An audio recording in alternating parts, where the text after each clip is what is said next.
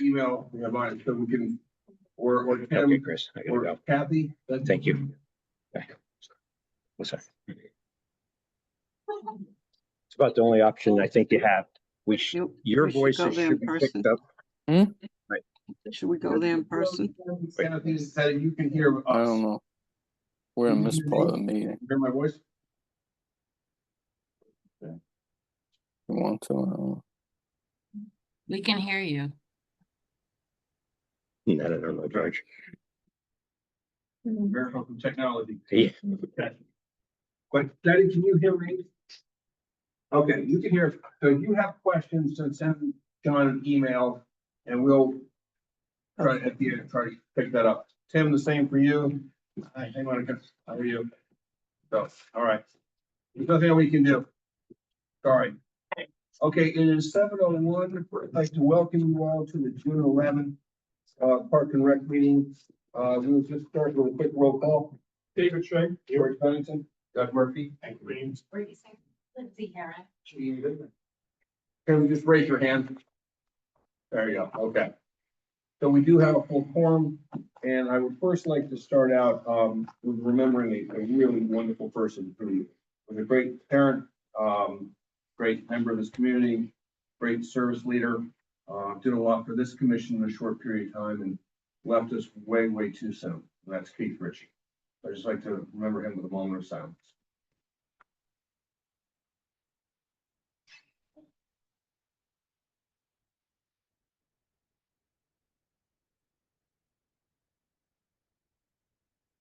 Thank you.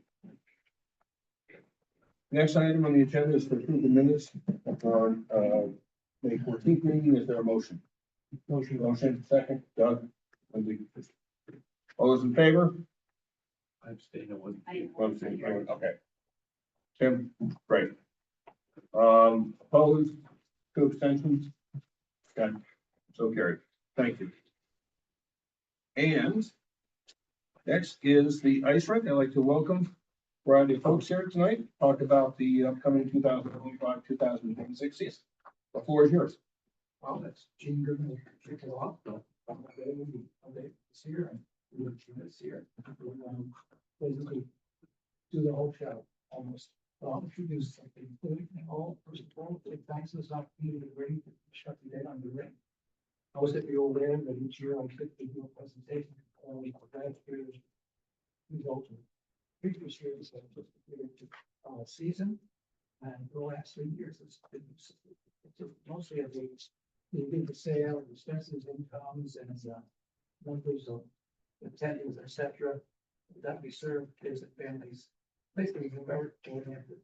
But this year, we decided to put on a greater emphasis on the people and community side of what we are doing versus this youngish approach. The real value of the rink is not the raw numbers, but the people, community involvement, and benefits that the event brings to our town. To do this, it was our marketing group has put together a slide presentation towards this event. We has been on the board for 35 hard work over 5 years, has been invaluable in terms of orienting towards the children, family, and community goals. As you will shortly see, she is really great at communicating this to a broad audience.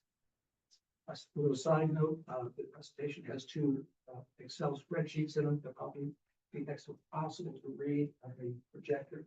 So if they are distributed out, those spreadsheets, you'll find it in the lastly, after Rudy's presentation, Tom O'Day, who's been working with the rink from the very beginning, is here to wrap up with some thoughts about what the future looks like. That's it. But I'm gonna read it. Great. Zoom? Do you have Zoom? Yeah.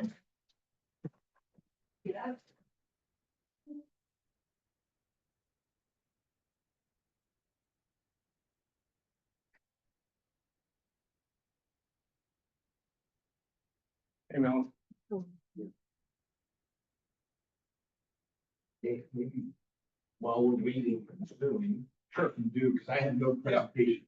By all means, well, so I'm just gonna, while we're waiting for the Zoom and the PowerPoint, basically going forward, we're confident that the attendance is gonna be sufficient to cover our operating costs with a couple of hopeful things. One, our biggest expense, and first of all, if it wasn't for Rita and Jean, the rink never would have happened.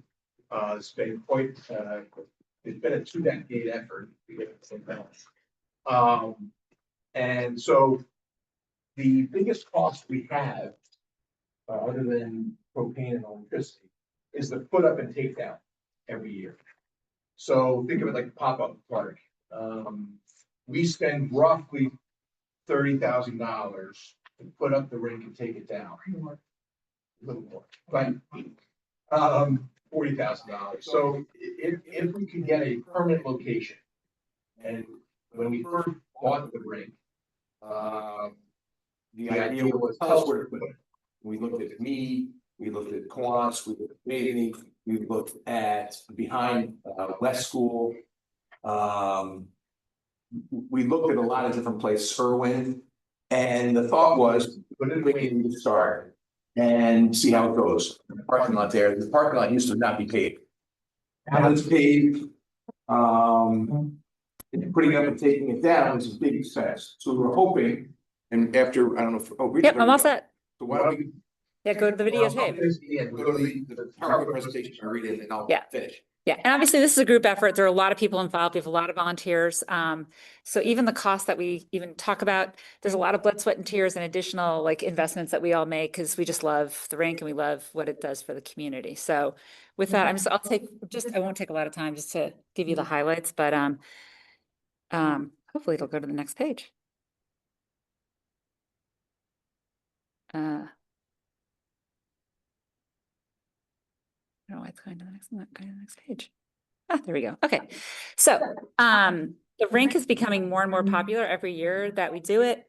And despite some initial bad weather, which resulted a small decrease in some of the open days, the rink actually showed a lot of increase in visits overall and overall sales. We've had, donations from the NCCF and some other donor, very, very generous, sponsors in town too. But we had about 5,900 visits this past year versus 5,000, so 18% increase. We sold almost 5,000 passes this year versus, about 14% increase. And our total sales was up 34% this year. And we had an increase in skate rentals this year because last year we only had kid sizes and this year we added adult sizes. So that, that was also really a great lift into our sales. And so we were up about 92%. So that's a little misleading because we didn't have as many skates for the older folks, but the bottom line is it continues to get more traction and more people are excited about it. Again, I mentioned before, individual donors and local organizations really provided a lot of the needed cash. We had a 50% increase in individual donations, but they were really driven by several large donors who just were really excited. 7 platinum donors, which included an 11,000 donation from one of our board members. So as I mentioned before, we were, obviously we're really invested in this personally. Greenology, Houlihan Lawrence, they were, cash sponsors. Other companies donated supplies and labor. Northeast, every year since we started has donated supplies. So all of that, again, an increase, over 50% increase in individual donations. Sponsors, why does it say negative? We actually had an increase. And then we had our NCCF grant for a total of an increase of about 50%. As I mentioned, some of the premium sponsors were Northeast, CampSan, ML Builders. We had a bunch of secondary sponsors. And then we also had, when we did little raffles and things, so we did a middle school night and we went around to some of the local stores and we got raffle prizes from the Athletic Shoe Factory, Pennyweights, I wish I could move this around, Groove, Joe's Pizza, and Pressburger. So a lot of just participation all around. Out of all the folks, obviously, that we're attracting, kids are the biggest recipients of the fun we have at the rink. 60% of all passes sold were for kids under 12. Almost 90% of passes were weekend or holiday passes. And while only 3% of the passes were season passes, they were critically important. Season passes often included multiple people, and they represented 28% of overall pass sales. I would just say, you know, summer or winter months are where the kids are kind of cooped up inside and they're stuck on their, you know, their phones and their screens, and it is a delight to go to the rink and see kids interacting with each other, you know, with adults, with other kids, meeting friends, making new friends. It is just a wonderful sight to see. It's my favorite thing. I just go, I don't even skate anymore. I just go and I watch. I hope people don't think I'm weird. I just love watching like families just have a great time. So in terms of social media engagement, we've also like really increased that. And that also helps with, you know, getting new sponsors, but we have 972, almost 1,000 Facebook followers, over 1,200, almost 1,300 Instagram followers.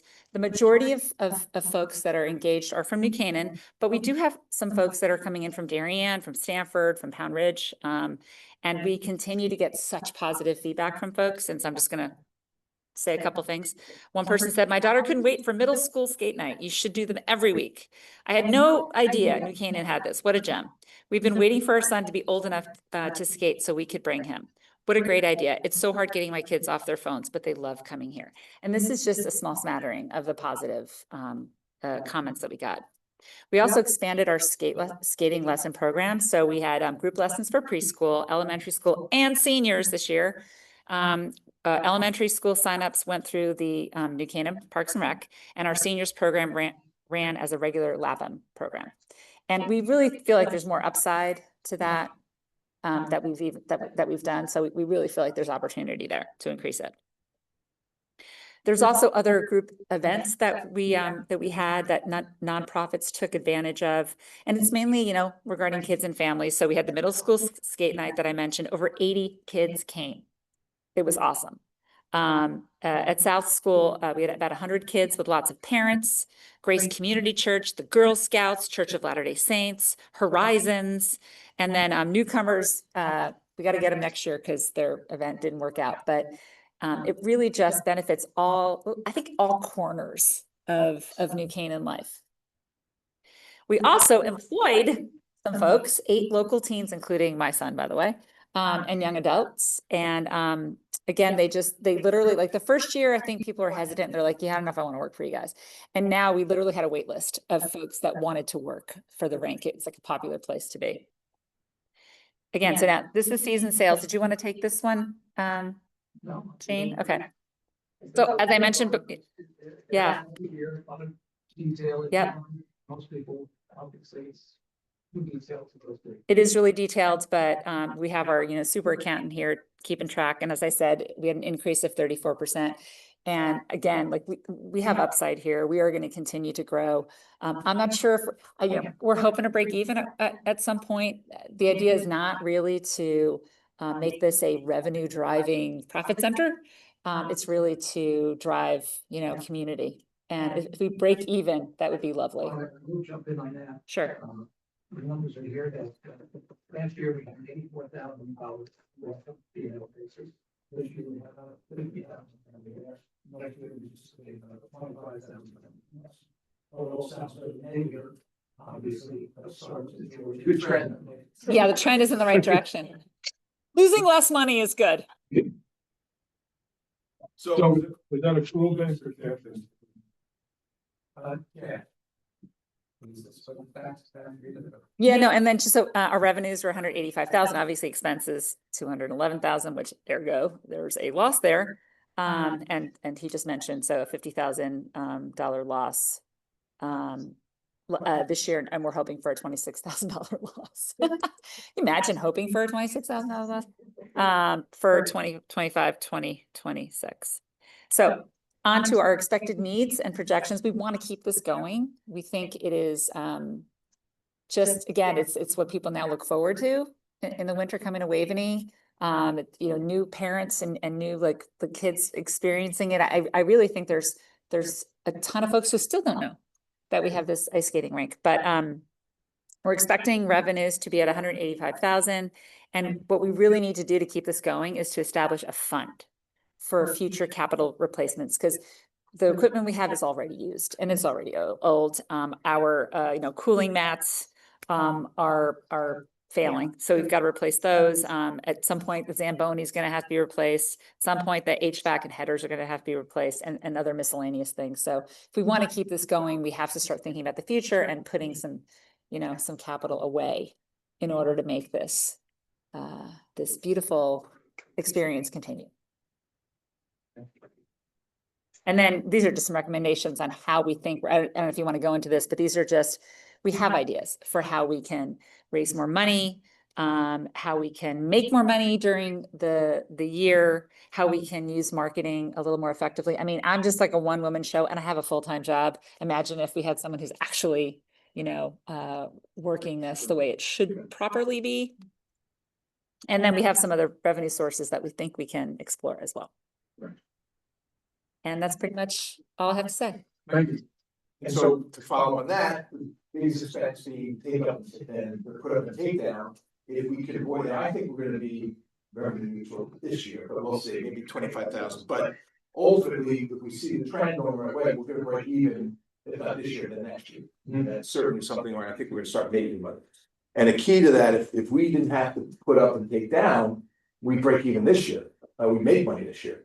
Actually make a good amount of money. So the idea is just keep an open mind. We'll go wherever you tell us, right? But whether it's staying at Waveney, we can't stay in that parking lot though, because if you need parking lot for softball, we actually have to take down a little earlier, or the weather is gonna have us take down a little earlier. But we also want to grow. We also want to put in an NHL size rink. This one is what was it?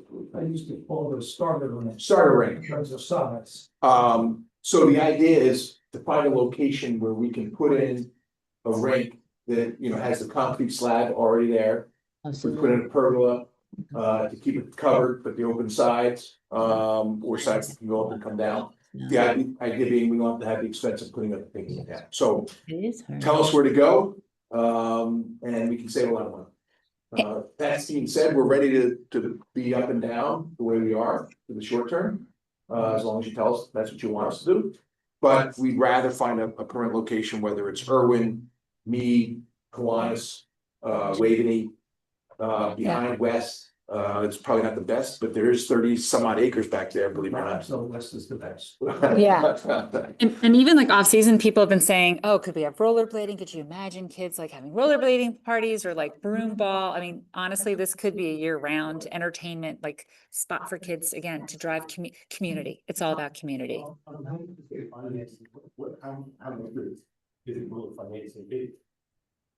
So you mean for the NHL size?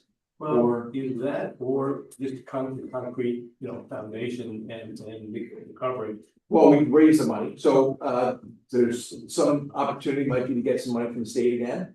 We had gotten a grant from the state for $200,000. I'm gonna be going, no secret there, I'm gonna try and get more money from the state next year.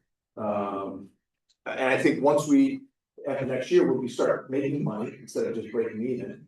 The extra money would go towards capital. So I see it as a fundraising effort, not borrowing money. We're not doing bonds like the pool, just actually raising the money through fundraisers that Rita's been fantastic at.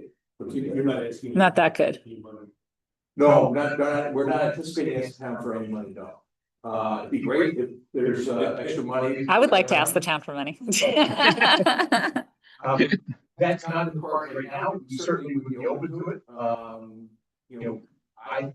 We believe that we'll be able to break even in the short term without the capital expenditures. The capital expenditures, as we pointed out, are somewhat significant. And our plan is not to have the town pay for that. The plan is to have us raise it. Right. But certainly the town were amenable to helping us out with propane costs or neutral costs or something like that. That would be great, but We're trying to be self-sufficient. It's an attempt. That's one of the boundaries we have on the way. That's the whole HVAC system is much bigger ring. Plus this one is, it's like having a 17-year-old car. Need new dashboards, new Zamboni, you have to have chilling pads, which have to be also brand new, which there was some information about there, which is buried into the concrete pads. So that you don't, part of the setup cost is not just bringing the stone dust in and removing it every year. But it's a lot of other things such as the chili being much bigger, the cooling mats being buried in the concrete, so you don't have to roll them out every year, take them out, et cetera. You can use, blue sky number, Oh, it's over $1 million. over $1 million. How long do you think it would take you to, reach that goal, fundraising other means? Well, a lot depends on the state. I'm gonna ask for more than that from the state. But look, at the end of the day, the goal for the rink was, if we put it in, is it self-sufficient? And I think after 3 years, we're gonna be able to prove we are self-sufficient. And so the next question is there a desire to go to an NHL? But, imagine if the hockey team could practice there. Imagine if you could have, we've got the winter club, you've got the field club, just because we've got these private clubs doesn't mean there wasn't a need for public pool. I think the pool is the model. Like, if you build it, and we've shown that if you build it, people will show up. And it's Rita's idea, first year we'd have lights there. I don't know if you've gone, it's Norman Rockwell. I mean, if anybody hasn't been there yet, like, I've got goosebumps right now. I don't skate. I haven't skated in 30 years. Gene and I, the last time we skated, got hurt. He got stitches and I twisted an ankle 30 years ago. So I've never had, my kids don't skate. It's literally a passion for the town. And if you haven't been there, it's amazing. It is magical. And so we've had Santa skate. It's been fantastic. So really, we've proven that there's a desire to have it. We've proven we can break even this another year. And I think we've proven there's a desire to expand. The question is where? And that's up to you all to decide. And I would ask that you keep an open mind and talk to the neighbors. I know there's some neighbors here. Or whether it's at Waveney, whether it's at Mead, whether it's at Kiwanis, whether it's at Irwin. We've shown a need, we showed a desire, and I think we've shown how great it is. And I just one more thing, being on town council, when I'm not saying this, whether or not you guys are get money, when I judge a proper performance display, I think about the utility, who's using it, how much use is it getting from the taxpayers? And literally, this is an example of people of all ages, all walks of life, all parts of New Canaan are using this particular facility. Thank you. So again, when you think about the demand and the usage, it is wide ranging. I think is something that these people should consider. And when we first formed the nonprofit in 2006, 2007, the idea was getting kids away from the mobile station to something positive. So this is proven to be something extremely positive. One of the deciding factors, some number of years ago, when we were choosing locations, why Wakeland was ultimately decided because of the transformer and the power source. Okay. And so obviously there would be a competitive relocation to another location. Gene, we talked about the last meeting, but that cost me about $7,000. That was just for the electricity. Just the electricity. That's what it'll cost. Yeah, because so the question is, if we the cost of relocating could be, let's say, well more than 100,000. Okay. Put aside all the operational expenses. Would you have a separate fundraiser for that? How would you get to that? That's what we did. We actually put in the transformer and the additional transformer at the baby. So we would raise the money, whatever that number is. If it's Right, Eversource kind of goes to you guys for a year, if I'm not mistaken, they were late. Right. They were a little late. So, but that's why we're here now. Right. Yeah. But yeah, so we're fine going to the pop-up route at Waveney for another year or two. You tell us how long you want us to keep doing it that way. Right. And we'll keep doing it. The thing is, we think we've shown that putting a permanent location makes sense. Okay. And the cost of moving, we'd fundraise the money for that. Okay. All right. I appreciate that. Good. But I'm put you on a hot spot. Okay. With that, I'm gonna put you on a hot spot. Nice spot. That's the hot spot. I had it, but how would the commission go about, selecting a a place with permanent location for the rig? I would say we would have to put that in there, should you guys have to come to and say, we want to do this at XYZ location, these are the reasons why, these are the reasons, these are the costs, we can cover the costs. And then at that point, we say, we obviously discuss it and see the viability of it. So here's what I ultimately approved that. Now, if for some reason you go to West School, just to use that, Yeah. that's Board of Ed, that's not us. Right. Okay. If you go to another, let's say Mountain Troop, I'm just, naming that, that's them, that's not us. If we want to go to Mead Park, that would be us. Okay. What I would suggest is rather than necessarily us recommending, it, we can do is a plus and minus with each location. Sure. And right? It's gotta be collaboration. Yeah, so what we would say is, okay, here are the areas you suggested we look at. Here are the pluses and minuses for each. And then the town bodies decide where they think is the best location. I will tell you, what killed us in 2007, 2008 was frankly us going in with one location, Waveney Park. And all the people that hated Waveney didn't want us putting up the permanent rink in Waveney. If you look, Attacked it. if they didn't want the rig. Right, exactly. They hated the location. They hated the location. So the idea, the reason why it worked this time was we said, okay, we've got Kiwanis, we've got Mead, we've got Irwin, we've got behind West, and theoretically south, but you tell us where to put it, because we bought the rink. We actually owned the rink, and everybody was like, and I remember somebody from town hall saying, wait, you bought the rink before you knew where to go? Like, well. So anyway, my point is, I think we do pluses and minuses for each place, and you tell us. What I would suggest, because we've got a near term, a long term. Yeah. The near term, in terms of the continued use of Waveney for the temporary rate that you have, the 25, 26 seats, we can vote on that tonight, obviously. If you like, if you want to continue with that. Obviously, and then if you guys want to look at different venues, and then like I said, develop a list of pros and cons, we're certainly receptive to that. And then, obviously we would need to take a look at it. I don't think anything's gonna get resolved soon, but this is probably a year plus. Yes. Yeah, that's what I thought. Okay, right, yeah. I have just a question about the funding, like, I'm not clear why there wouldn't be more collaboration in terms of funding from our town when we look at some of these other projects that are like private, public kinds of things that drove right past the baseball field, and the town did put through some money for that, right? It wasn't just only private or state grants or things like that. Like, what's the threshold in terms of, or is there a plan from the town in terms of when we talk to organizations that have ideas and to do this and they have some private funding opportunity, like, what do we say to them in terms of the town? I just don't understand from like why this would be any different than so many other projects that we have. Well, people assume, by the way, that it's town. They already said that when I mentioned that we're gonna fundraise, the town do this, we're like, no, we're not here. So Yeah. it's the assumptions. I think, like, to your point, I think it does seem reasonable. I think what we were trying to do is prove the case.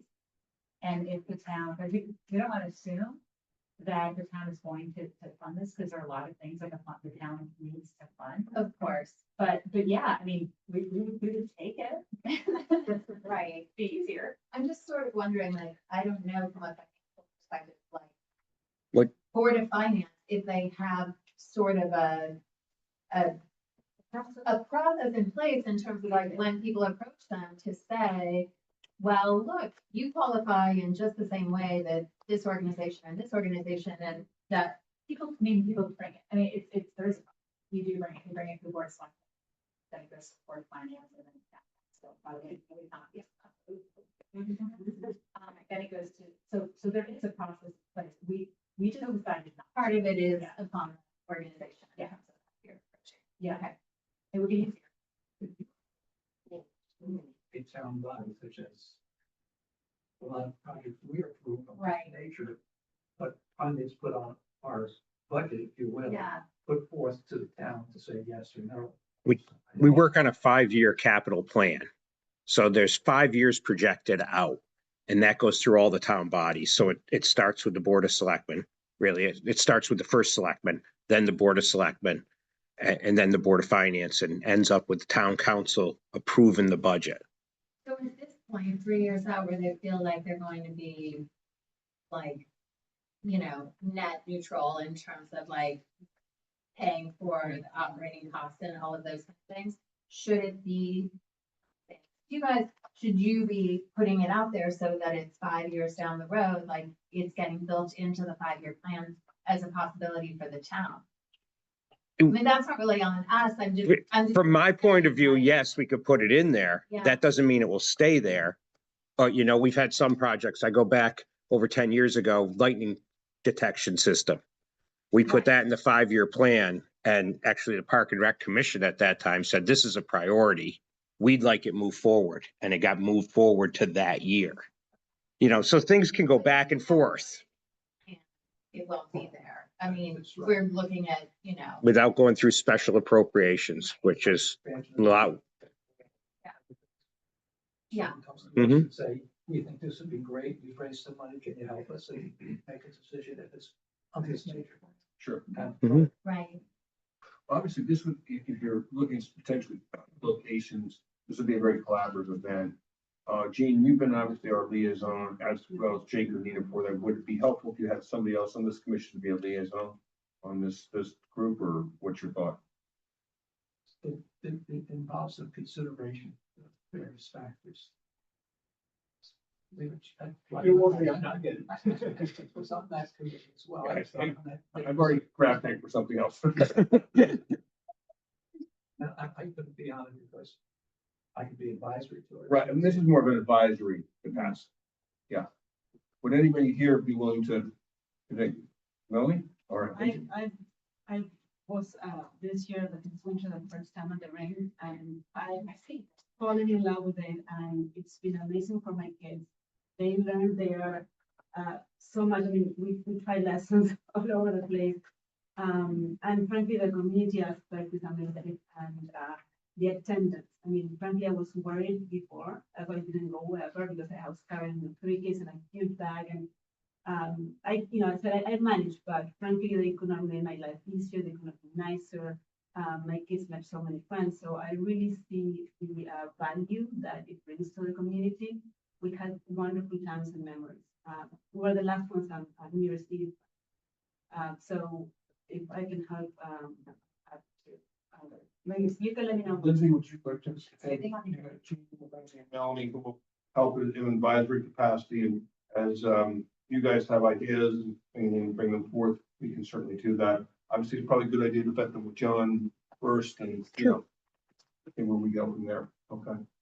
Just, I can, geez, 3 things, I can remember them, okay? One of them is, you and your comments, I just put in, make sure the party words, and ingenuity in part, this innovation branch.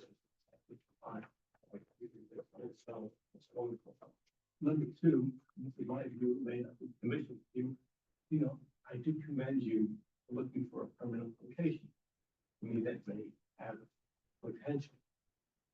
The third thing I want to throw a little bit of a wrench into this is that at the moment, the town has asked for a master plan once, and that effort is ongoing. And as soon as that plan is finished, which would probably be in a couple of months, okay, George, we have to, we've been asked to submit that to the plan, to the panel. So that, that puts a little bit of a spin on this. Well aware of that. Right. I've looked at so many locations, since they all have their pros and cons. That's something. Right. Yeah, we know Waveney has some existing options, we understand that, but, we'll try to keep an open mind. Yeah, I keep it open mind. That's what Absolutely. we like. Are there any other questions? I have a question about the commission. I'm new on the commission.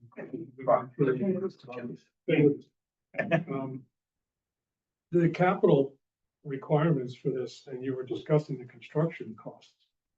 That's a beast, and it's a beast to operate. I've not seen anything like this. It's not a football field, it's not a baseball field, it's not a playground. This is heavy equipment, HVAC. But the costs are much less than we're spending in much type of facilities right now. Really? Oh, yeah, costs, you're talking millions of dollars. But I'm saying the ongoing, the equipment needed to run it. And I'm just asking because it seems to me like it's the capital amount is gonna depreciate. I don't know what your HVAC, 8 years. No, much bigger, double raised.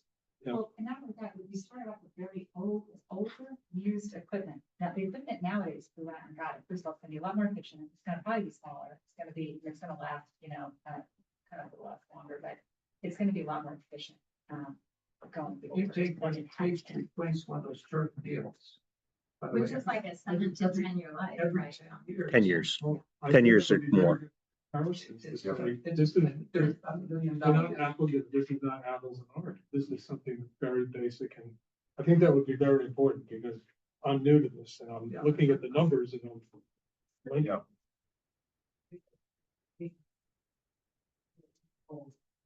Right. You started off with. So it was about 14 years old. Yeah.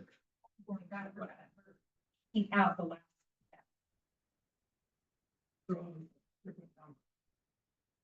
Presentation that our capital equipment costs, once we are established, our amortization cost, if you will, we need to put about $50,000 a year into the bank to be able to continually replace this equipment over time. And $50,000 a year for something we have of capital amortization cost is not that big. It's not big compared to a lot of things we do. It's about, put up and take down a little more than that. So I think, Yeah, I noticed that. yeah, so if we can take that money instead of putting it in the take up and put up and take down, put it into our capital, we're good. It's what, according to this, it's what, it's over about $70,000. Setup, breakdown, labor, setup, breakdown. So it's about 70,000, okay. 70,000 a year, just for the temporary restructuring. All of that was eliminated by having concrete pad, this and that and stuff like that. But it takes us up $50,000 to bring the stone dust in, level it, and then make it go away. That's about $15,000 for example. If we did that was gone, if you had a flat area where it was ours. Right. As an example, there are the substantial meetings, yes. So while you mentioned a number over $1 million to get going, the typical amortization sets $50,000 to $70,000 a year perhaps. Right.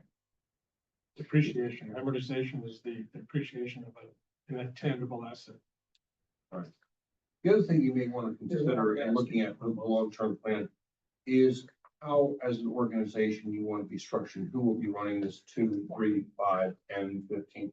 And this is, I salute you for the work you guys have done. It's been phenomenal, no question about it. But the question being now, you're saying you're trying to take it to another level. Or maybe a much bigger level.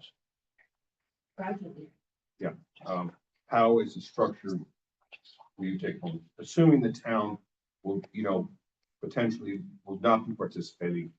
And it just, again, I can't make that assumption right now, but, the budget is tight. So. But that's why we set it up where we did. It's a nonprofit. Right, exactly. That hires a manager. Yep. And so frankly, going from 0 to where we are now was much bigger than going from where we are now to where we want to go with the NHL right now. It's much less of a jump. It's incremental, but it's not as big as it was going from 0 to where we are. Gotcha. Yeah. Okay. We're just making small improvements. For instance, we were thinking about hiring someone, right, who's gonna help us with fundraising, right? Because right now, again, ragtag rooms, just kind of doing what we do. Imagine someone that who really raise money and just support the investment, right? That's a step that we're going to be taking. That's just one step. There's so many things that we could do a little bit at a time. Sure. It's gonna help us get more efficient, get better, more smooth management and just, smooth out all the cycle. Sure. It's a big task. Yeah. And again, we all salute you for the job you guys done the last 3 years. I mean, it's phenomenal. I think the numbers are definitely trending in the right direction, but how we get there. But if we were to vote on the usage of wave, just basically a straight renewal tonight, would you have any issues with that? Okay. Is there any more questions or comments? Any members of the commission? Is there a motion for the ice rink, to continue, for the 25-26 season from, I think, November to February, is that right? Yeah, beginning March, we gotta be out of Beginning there of March. by, the first week of March, we have to be out. So November to first week of March. Second week of March. Second week of March. Okay, second week of March. Yeah. We have a motion for a second. Lindsay, thank you. All those in favor? Tim? Yep. Thank you. Is anybody else coming in? No. That's Okay. it. So opposed, abstentions? Great job. Thank you very much. Appreciate that. Very much. Thank you. Okay. And now I would like to welcome Wendy. For the garden club, recap of what we did this year. This year in the garden club, much of our focus was spent on a Gardens in Bloom tour, which took place on June 5th. This was our second garden tour and the club raised, we haven't got all the numbers in yet, but definitely north of $80,000. 4 of our members' gardens and Irwin Park were shared with nearly 600 visitors, and a 5th member opened her garden for the preview party. Huge thanks to the town, especially Tiger and John, for getting the stone wall in front of the barn repaired, for moving all the trash and equipment from inside the walled area adjoining the barn, and for helping us with the water, which is still in progress. And thanks to John Howe, the well at Irwin is now a focal point of the park, and work has begun on this area. Thank you to our tree warden, Bob Horan, for exposing the well, for removing so many dead trees and the invasive brush along Wahackme.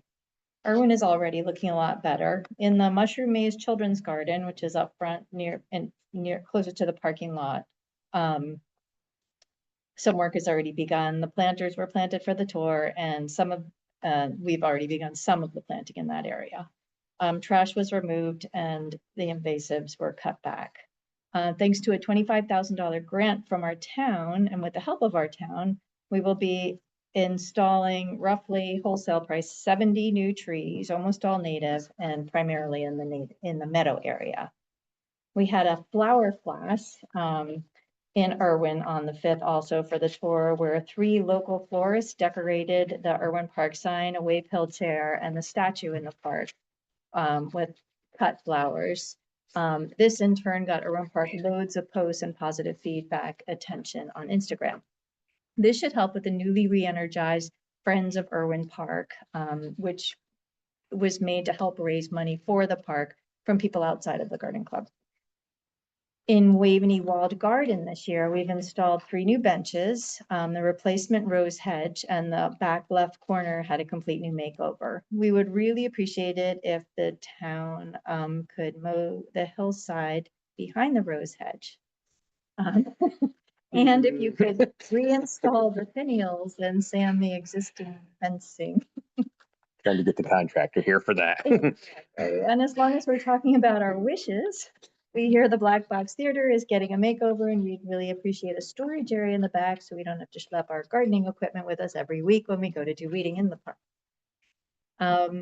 Our civic funds also go toward horticultural therapy for patients at Waveney Care Center and for the Colonial Herb Garden at the Historical Museum and Society, where we installed new fencing last year.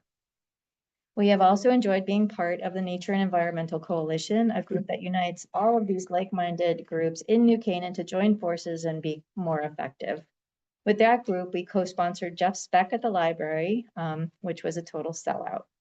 We helped to get the new oak tree in Bristow Park, and we were part of Earth Month. We cleaned our mile at Irwin Park and focused our event on children, had our photography team take photos of them amongst our beautiful daffodils, and read some environmentally friendly children's books.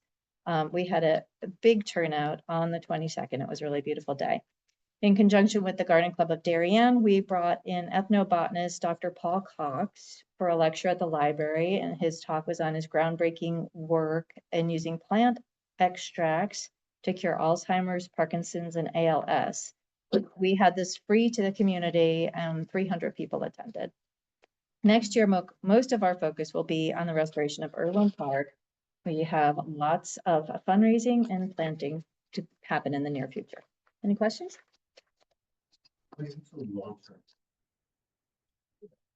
For-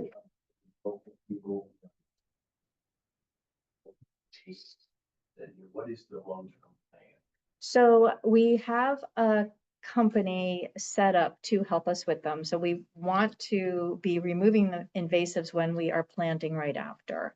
So starting with the mushroom maze, we cut that back. We will be using some herbicides on the meadow. And then I believe that's all going to be brushed, for lack of a better term, after it's inert, and then that will be replanted. For the Japanese knotweed, which has been really difficult for us, instead of using a broad spray, we're actually paying 10,000 extra dollars to have each plant injected with an herbicide. So it will go into the plant, into the roots, and then we will have the plants removed, and then we will replant. Yes. You cut them to the.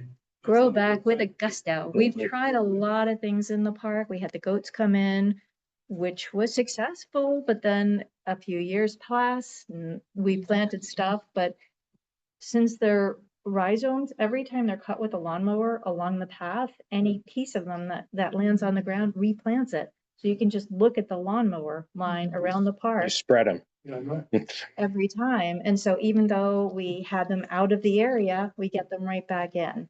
So the only real way we can get rid of them is to totally replant in an area so we can get the roots out. Like we tried planting a lot of grasses and we did get rid of them in a lot of areas, but then every time they're replanted, we're kind of back to square one. We're gonna be using a lot of wood chips as well to suppress. So once we've killed them off in areas that we're not gonna be planting, we're gonna be putting in a thick level of wood chips to sort of try and suppress the weeds as much as we can. And use a paper mat under the wood chips, like the brown packing that you get in your Amazon packages to smother them. But it has to be well timed, so a lot of it is waiting for the exact right moment to get in there. So you can't just go in and sort of attack everything at once. Because it will all just come back.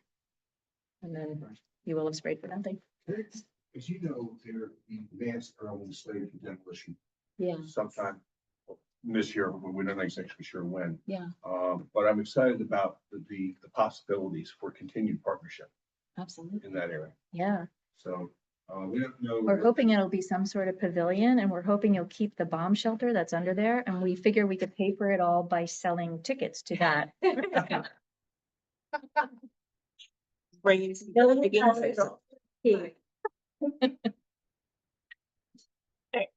We'd love to know as much as possible about the demo I know that it's working its way through and, but Yeah. we'd love to be a part of that and when the planning comes in. We kind of get our information through. Yeah.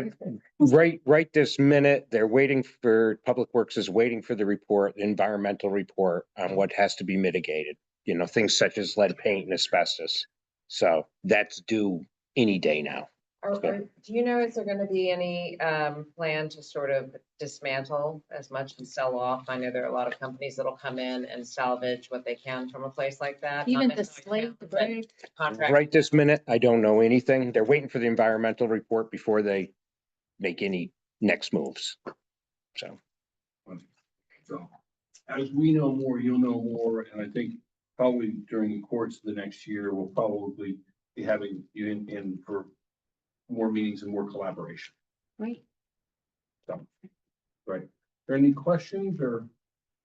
I was just gonna make a comment, it was the orange tour stuff. Yeah. Yeah. My wife did the same thing. Yeah. Great. Just be happy. Come on. Any more questions? Okay. How You parties guys have are a not good here. time. Really appreciate all the terrific work that you're doing. Thank you so much. Your feedback. Okay, Monica, welcome. We are excited about the playground. We have a lot of things going on.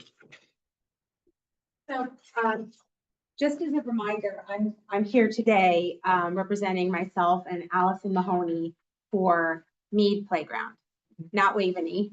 That will come, but, we're here for, Mead Playground.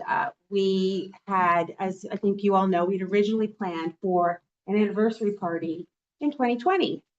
And, you know, then the world kind of shut down. And then 2021 came and there were limits that were placed upon outdoor gatherings, you know, that municipalities were holding. And so we sort of just put everything on hold. You know, we've been talking about, Allison and I have been talking about this for a while about, you know, what do we do with these funds that we had allocated for, you know, for what I call a banger of a party. And so we decided that with the anniversary coming up, that that would be a really good time to host an event for the community. So with the commission's permission, we would like to hold it the 20th of June, which is next Friday from 3 to 6 p.m. I have here with me the co-chair of the event, Meredith Tovich. So, and I have Lauren Nussbaum, who is also working with Meredith on the event. And just to give you an update of where we are, we have already confirmed with baseball that there are no games at that time.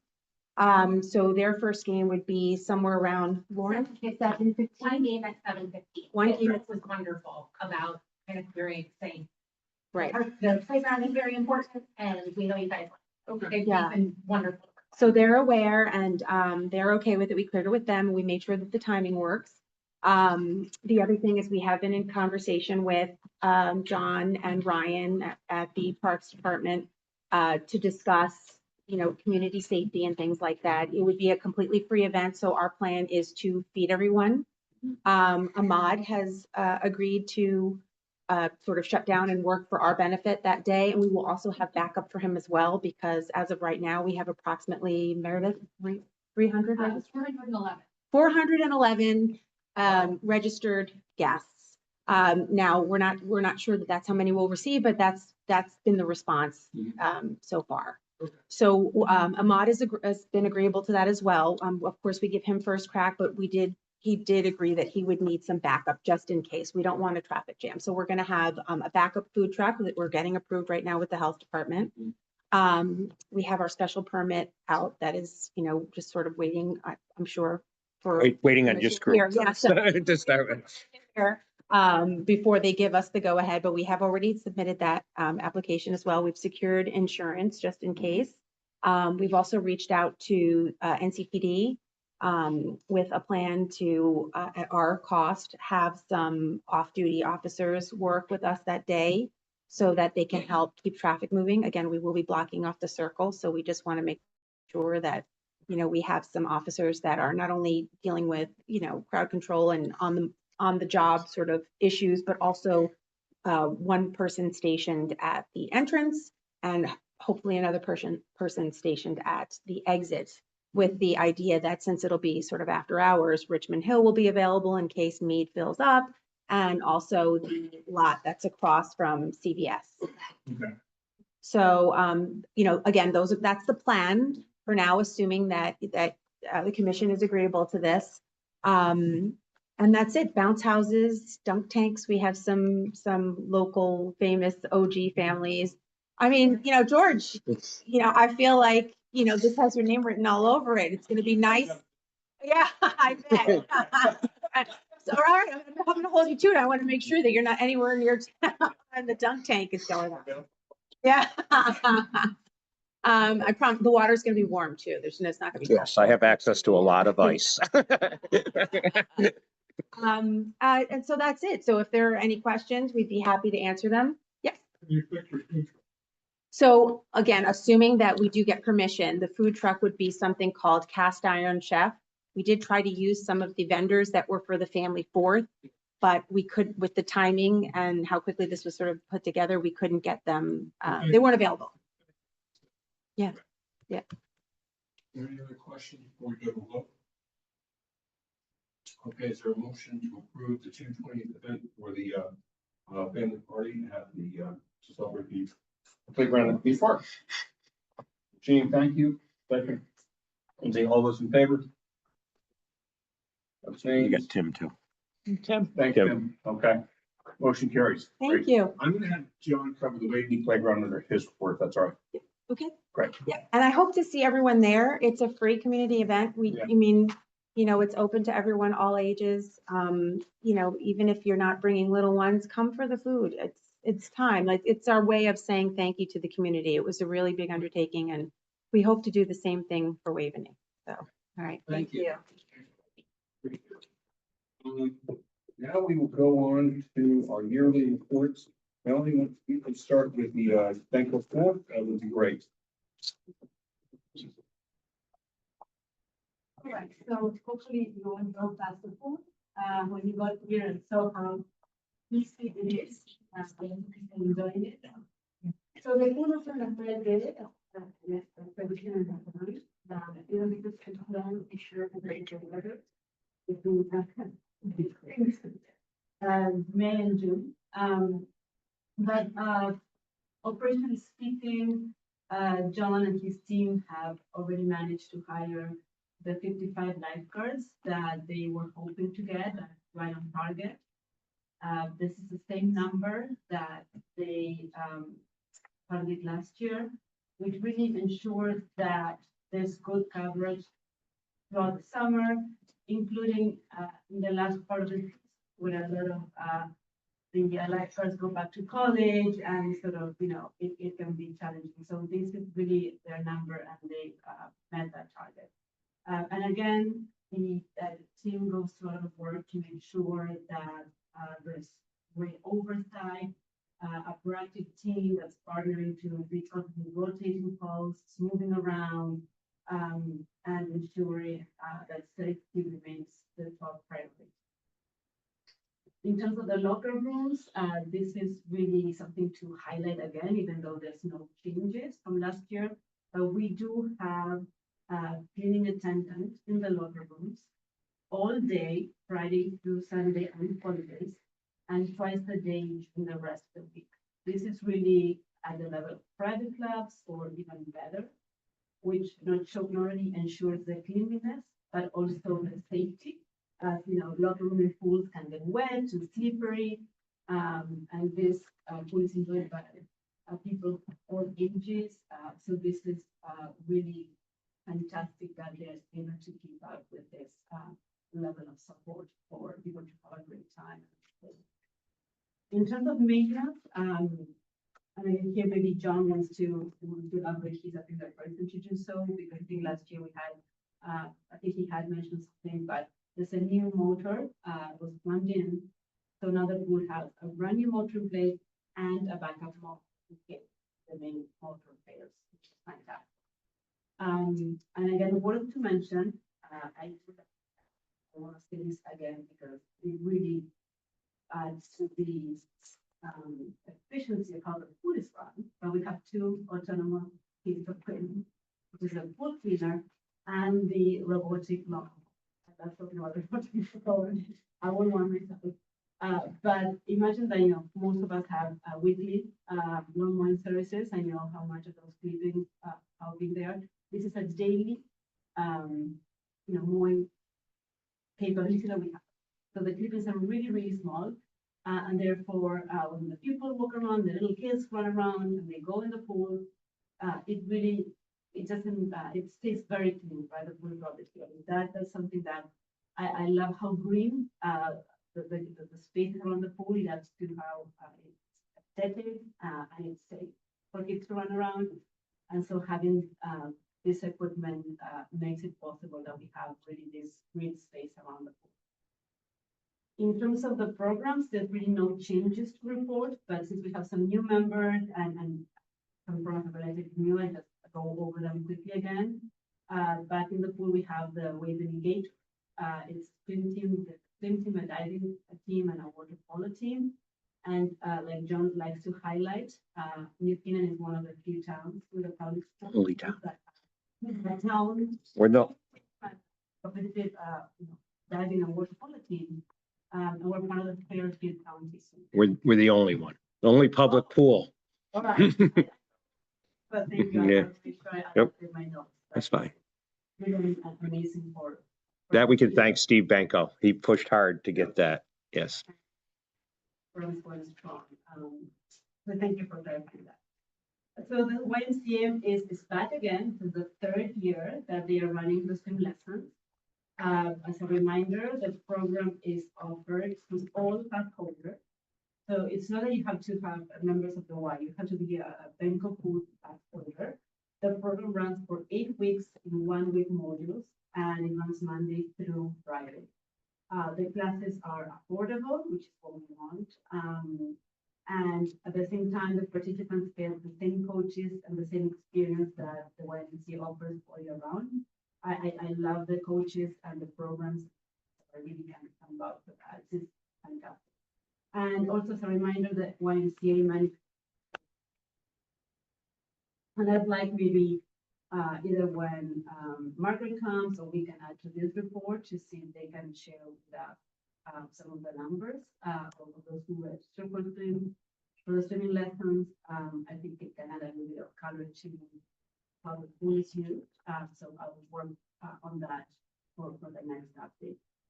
And then in terms of the other program, the YMCA also partnered with us to rent the pool for the gamers.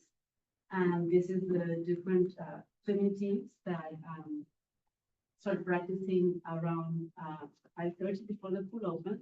There's 5 teams with kids that, you know, the ages range from 8 to 18. So again, it's a wonderful resource for our community. Great. So now to the membership and the hard numbers, and I want to look forward to really getting how the classes are doing. The great news is that these numbers continue to be very stable. I've added now one more column to that. Started.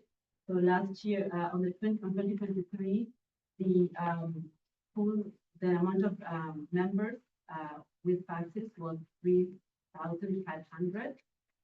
In 2024, it was 3,800. And that's individual members, right? I mean, we do have a lot of passes sold with a family format. So when you look at the chart, when you look at what is the amount of individual members with passes, it is the gray lines that really add to it, to clarify. But we do put the family passes there because this is by far the most popular category of passes sold. So we make a note of how much of these we sell each year. And then when we look at figures of passes sold to date, to June 10, that's around 2,400. This represents around 63% of passes sold compared to last year. Again, every year we see around early June, Benko Food has sold between 60 to 70% of what would be the total season passes. So this is very promising. Just, I think, based on this, how stable the numbers look, I think probably we can project that we're going to hit similar targets that we hit the last 2 years and before that. And even the pool is the water having the poor, kids are still poor. So I mean, I don't know what you think, but I think we can very well project. It was nice to see people swimming today. The numbers have been way down. The weather's been lousy, so. Yep. I drove by tonight. Yeah, it was nice to see people out there. Of passes sold, I think we can really be comfortable that we're within the usual yearly. Who doesn't go out till Friday? Next week. Next week. Yeah. It's basically the last day on Friday for like high school, and this graduation Monday, but for the elementary school, it's like 18. Okay. Thank you so much. Thank you. We appreciate it. It's a good data. Hopefully we'll be able to sort of recover, which I'm sure we will. Yeah, I'm not worried yet by any means. Mr. Murphy. Yes, for the tennis and the pickleball memberships, if there's any maintenance stuff you want to cover as far as that, just do it in your report. Okay. I was just focusing on the actual raw numbers for the memberships. And unfortunately, being I got our wires crossed, so I have the only numbers here. I made copies and somehow we missed on that. But one of the things that I wanted to bring up was just the number of passes from 2024 compared to right now. The adult passes residents were 140 last year, and they're only 85 now. So we're tracking pretty far behind there. And the non-residents were 10 last year, and they're 8 this year. So again, we're tracking behind. Senior passes went from 95 last year. We only have 69 signed up so far this year. And we had 5 residents, non-residents last year, and we have 6. So we are up 1 non-resident, but we are down overall 25 memberships in the senior category. Youth passes last year were at 29 for tennis, and youth passes this year are only at 20. So again, we're down, what would be a significant amount. It's only 9 people, but it's, percentage-wise, it's pretty big. The good news is the family passes last year were at 23, and we're already at 28. And last year's numbers represented 95 members. This year's already represent 113 members, so we're up 18 members. So we are getting more people using it in the family pass area. But the other areas are kind of lagging behind. When it comes to the pickleball, let's run through the same thing. Last year at this time, we had 169 total for the adults, and we only have 120. Since there's no non-residents, these are all residents numbers, and we only have 120 now. So we're trailing by almost 50 from last year. Again, I think it has a lot to do with the weather. People haven't really gotten into the swing of things. Right. So I wouldn't, jump at, any conclusions quite yet, but, again, we are trailing a little bit behind there in the adult passes. The senior passes, however, are up 10. We were at 109 last year.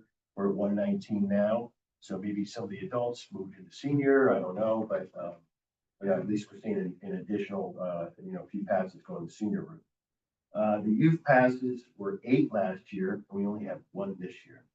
I have no idea what that's all about. Maybe when the schools get out, they'll somehow, make up those numbers from last year. Yeah, exactly. And again, the good news is the family passes last year were at 38, and this year we're already at 47. Last year's number of members under those family passes were 143, and it's 193 so far this year. So we've gained 50 members. So one of the things that you want to look at, obviously, we're putting some money into new pickleball courts.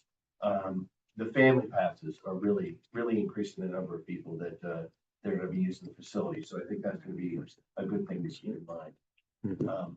But John, I don't know if there's anything that you want to talk about the courts. Usage seems to be pretty good. I reached out and was hoping we could get some numbers as far as the court reserve, but I'm not sure that they have a usage app within the. I don't know if they do. Yeah.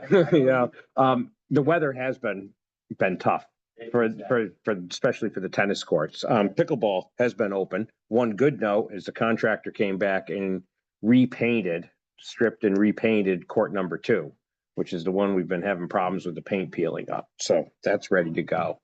Other than that, I think literally today has been the nicest day we've probably had all spring long.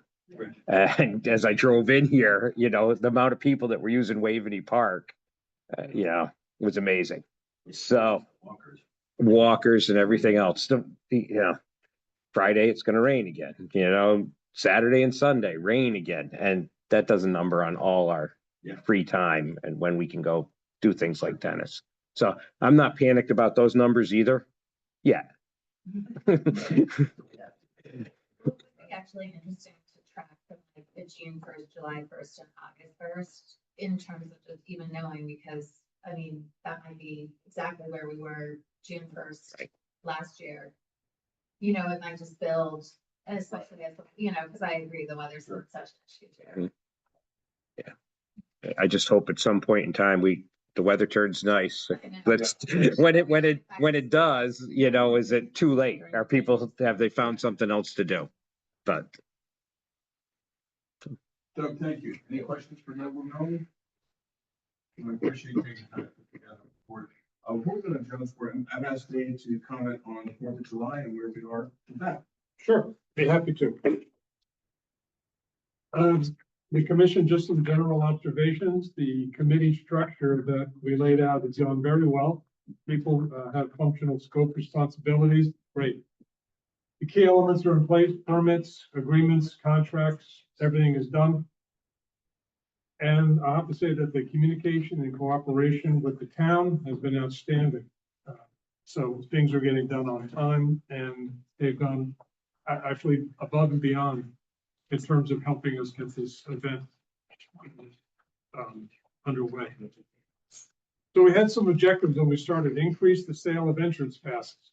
We've done that by promoting advanced purchases in our messaging. We're now accepting electronic payment systems, so we will take credit cards. And we're increasing the number of sales venues and the dates those venues will be operating. We've expanded and reached the frequency of our communications. We've crafted our message around a couple of key themes: where to buy the passes, the event is not supported by taxpayer dollars, attendance best practices and safety, and then the entertainment and food. And Sue Holland and Maria Weingart have done an outstanding job working with Zach on the website, Sal with the town website, social media, and also town communications. I believe Deanna's email is going out tomorrow with featuring the July 4th. We also are taking opportunities to increase revenue. We are offering merchandise on a limited beta project status. We are charging a pad fee for the food trucks, and we are promoting add-on donations. So at the town locations, if you're buying a pass for $35 and you're a resident, add $5, add $10. Challenges we're facing, parking is a challenge because of the loss of the north field, but it's under control. And we feel that the use of Lapham and the pool areas should make things all right, as well as the Orchard Field. The paddle court parking is for the volunteers.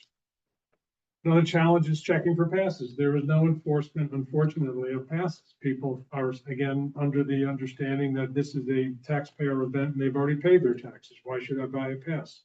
That is the number one excuse for why they don't buy a pass. And volunteers. And you will all receive a sign up Janus notification asking if you have free time to come join us at our sales locations in town that help sell passes. I haven't received that. I haven't said yet. Ah. You will. Future tense. Yeah. Any questions? Dave, huge thanks to you. You've done an incredible job spearheading this event. 2,500 passes you want to sell. Park and Rec is about 400, right, roughly? Yeah. And I checked with Walter Stewart today. He sold 36, but he says his big days are July 2nd and 3rd. Okay. And where else are they being sold? Walter Besides, Stewart's. that's it, Walter Stewart, no, Thank you, Mayor. no town, Bank of America Oh, and then we're going to be opening up the pool. in the pool, The day of. okay. But we've got to have a nice day. Right. People have to come to the pool. Sure. Dave, thank you. Any questions for Dave? All right. John? Okay, well, as you know, the pool opened. We're good for that. Kiwanis will open this Saturday, in the rain. Yeah, with all our technical issues to start with, I didn't hand out the Waveney Concert Series, which starts next Wednesday. So I have those. Of course, it's June, so wedding season is in full tilt with a lot of weddings at Waveney House. As far as the playground at Waveney is concerned, if you haven't heard, the town has received a $300,000 grant from the state, which puts us into a point where we can start finalizing the picking of equipment. So since it's been such a long process, some of the stuff is no longer in production. So we're looking at what we wanted and switching equipment and going from there, and that will go to the committee, and then we're going to come back to the commission with what we propose for equipment with some renderings and everything else. So hopefully in September would be ready. We'd like to order so that some of this installation can go on over the winter and be ready for next spring. So other than that, Coppo Field opened up, as you know, for high school games. At this point in time, it's closed until it's turned over to the town. For insurance reasons, the field hasn't been the final inspection and everything else. So the gates are locked right now. And then the only other thing is, like, we all are complaining about the weather. The grass is growing like crazy. Ryan and his team are doing a great job trying to keep up with it. But it's been a challenging spring. You know, we've lost at least one day and sometimes 3 days a week of mowing. And this time of year, we look at it and we have about 6 days worth of mowing to do in a week. So, you know, but we're still plugging along. So school's out, that gives us a break and we'll catch up. Right. So. Thank you. Good job. Any questions for John? The final inspection, when do you guys think that's? We're doing a walkthrough on Tuesday. A lot depends on those little things, how long they'll take to be done. They're making great progress. They were seeding the outskirts today. They did all around the backstop. They've done the bank going that way. That's all positive things, but we have to walk the field itself too. So, you know, I'm hoping in the next couple weeks. You gonna bring your bit? No, I never was any good at baseball. I just. Well, congratulations on the state grant. I know this has been a long time coming. Yes. And it's just, playgrounds are really expensive. Really expensive. Yeah. I haven't seen Ryan that happy since he heard about that. So it's very good news. Any questions for John? I just saw the old gym area, you guys took away the equipment and it looks really nice while we wait for the playground. I just want to highlight that. Yeah. It was really Yeah, it looks good. It was 6 months later than we wanted to, but we finally got rid of it. Yes. And really nice. yep. Yeah. So another question, John, I'll go into my report. I've got 3 quick things. First with Keith's, tragic and sudden passing, he and Tim were spearheading the master plan for Kiwanis Park. Tim will continue in his role and then Hank Green was nicely stepped up to offer to replace Keith. So I want to personally thank Hank. Hank has a lot of experience with this commission as well as working with Kiwanis Park as well. So I'm very grateful to have him. Secondly, the Waveney Conservancy will be holding a fundraising gala on Saturday, September 6th. There'd be more details about that. Obviously, this is been a huge public-private collaboration thing here. It's obviously to raise the money. Trish and I are going to go. If you guys can grab your better halves and go, that would be terrific. So I just want to put a plug in for that as well. It should be a fun evening if they want to do. And then our next meeting will be on Wednesday, July 9th. We will not be meeting in August, as we normally don't. We have August off. If we do have to have a special meeting for one reason or another, we'll probably do it via Zoom, I guess. In fact. So with that, any questions? Just before you go on, the Kiwanis master plan meeting, the regular meeting should have been scheduled for tomorrow. It's next Wednesday. Right. Okay, just so That's it's a out great there. point. Thank you. Yep. Yeah, next Wednesday at 9 AM, it's gonna be a town hall, I believe. Right? In the main meeting room. Change the room. We did have to change the room to the main meeting room. Okay. It's posted correctly. Yeah, it's posted. Since it's off our regular. Right. Okay. Comments? Yes, setting up Alaska. Before I begin, there is a lady on Zoom, I can't tell if she's still on Zoom, who wanted to speak about the tennis courts and fencing matters. Kathy Mitchell? She's not on. Yes. She No, she's not on. She might not have been able to speak, she wanted to mention something about the courts, and I told her to come here. So, with that, I'm going to mention a few issues that I had and also some solutions. If I could pedal back and mention the Kiwanis Park Master Plan. When we go into the agenda under Park and Rec Commissions, and you look, we could see the Park and Rec Commission showing Wednesday, 7 o'clock, July 10th, August, September. And when we look at the master plan, it's all digital.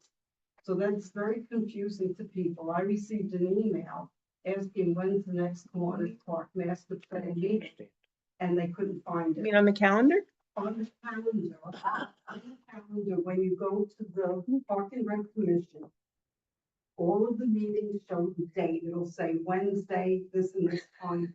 But the Kiwanis Park one, it says KPMP and it's all digital. So you can't see the break between the year, the month and the date. It's very difficult to find. So that might be something you could just reverse it and show the date. Yeah. What other comments do you have? I'm sorry? What other comments do you have? On one of the comments that came from another resident, I couldn't find the passes. He mentioned it was like going through Waldo. To get a beach pass or pool pass, you have to go under membership. And I'm suggesting why not have a little box for beach and pool and let them put that way, and it brings you into that, you know, just to make it easier for them to navigate, especially people that never use the system. It makes sense? No, not really. I don't think the system, it's not that kind of a system where you can make those kinds of changes. And it works for the majority of people the way that it is, so I don't think that it's anything that. Yeah, because you know, it says membership. The first time I used it, I didn't know what the heck the membership was. And maybe call it pool and beach. No, membership. the memberships, that is done by MyRec, who is the software thing. We can't change those. So it just says. So that's why it goes to memberships, and then you go in there and it will get you to all the memberships. So I, forward on some issue that I had this year in April, around April 9th, I applied online for a beach pass. And immediately I got my invoice because I'm a senior, so it showed me an invoice and it showed 0. And usually what happens about a minute later, pass will come to me. It's a little, you know, barcode and it has my name on it. And this year I didn't get it, so I just waited. A month went by, and then I emailed John, and he explained something, and you might want to mention it here, that if you had a pass in the year before, you won't get a pass now. You use last year's pass, but you can get a plastic one. Similar to a your social security number, Right. the passes go with you. So George, you've got a pass, you've got the same pass for the next, who knows how many years. Right, yeah. And it's just, the pass gives you access to different programs. So you buy a program, boom, the pass works for that. It Right. just electronically is turned on. You buy a pool pass, you can get to the pool. So a plastic card, we didn't use it for a couple of years. It's still associated with you. So it should, okay, so I can't, I did not approve my card. Yeah. and I Well, think it we only started plastic cards this year, so. No, what is there? Yeah, we had. Under the new program that we Yeah. have, we just started to issue them. If you want one, just ask for plastic. Porque one is I got a purple card. Yeah, that was the old system. Right. Okay, so anyways. That number's different. Right. Yeah. So if you want plastic, just call me. And we'll send it down the pool. Okay. Keep the card. All right. Betty will. Yeah. So what I'm suggesting, for people who are using it, when you go to the screen and it shows the pool, it shows you the beach, there should be an instruction there. You still have to register, is that correct, John? So that you have the tally of who came in. Who paid, yes. Right? And then we go back, so it should say, register this year, but use your last year pass or go and get a plastic one. And there is nothing there, so I'm waiting for a pass, I don't know what's going on, and other seniors too, we don't know, we're in limbo. And just, if you could put instructions there on that nice page with the arrows Yeah. that tells you. Haven't heard anything. Yeah. Last year, we had problems in Kiwanis with scanners, that the scanners, when they were squeezing it, it wasn't reporting who got in. And- We're doing two things with that. We're trying to make sure we use the scanners again. We're having some issues with the scanners in the pool. Anything from privacy screens, your phone's not bright enough at the time, blah, blah, blah, that type of stuff. At Kiwanis, we're also keeping a paper log of who comes in, Okay. so that we can have more accurate numbers on who's there. But the paper log, the issue is when a person comes in, if I have 5 kids, the 5 kids run in. And the gate attendant said, excuse me, you gotta sign in. So mom writes her name, Mary Smith, and the 5 kids run in, and those people are not counted. Right. They're supposed to be counted Yeah, and. by our staff. We're trying to make it better. Yeah. It depends, a few of the issues that I found, last year when the water was closed in Kiwanis, it remained open for the YMCA, but was closed for the residents. And what came up, oh yeah, for 5 days, and what came up on the system was Kiwanis Park is closed. So there were people that didn't use the park or the beach at all and said, well, we never got notification that the beach is open and the water is working. So I went through John, that was last year where it said it's closed. And then it had to get changed, the system was changed later to show it, it's on the website, the town It's- website. We use it part of our fields hotline, so to speak. You can sign up for alerts. So last year, I don't believe we had any days that were closed because of high bacteria counts. A lot depends on the weather and Right. rain runoff. So when we had those, we just had to change the alert to Kiwanis swimming is closed or Right. whatever. And So simple oversight, you're Yeah. doing it quick and we have pictures now, we have beach umbrellas down there for years, and the picture that we have is a very old picture that just shows the beach and no umbrellas, so I asked for a guy's picture of the beach, a current one, that shows people using the beach with the umbrellas. And finally, last month or maybe the month before, I suggested that the Kiwanis Park master plan meetings, instead of being 9 o'clock in the morning, if we could move it to 6 PM right before the park and rec meeting, being that July 4th will be the last time that the July 4th committee meets. Can we do that for the July meeting? So that. Betty, I'm gonna have to stop right there. Hank has nicely offered to take over this position with Tim. We have a meeting scheduled for next week, 9 AM.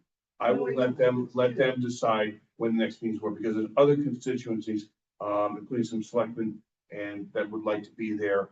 After hours is tough, particularly for someone from town police, so I don't like to have those meetings, just randomly. So I'm gonna leave that up to Hank and Tim, but that's not your purview, okay? That's. I'm suggesting. I suggest you, okay. Anything else, Benny? That's it. Okay, thank you very much. Yeah, Is there a motion to adjourn? Second. Okay. All those in favor? Okay. Right. Oh.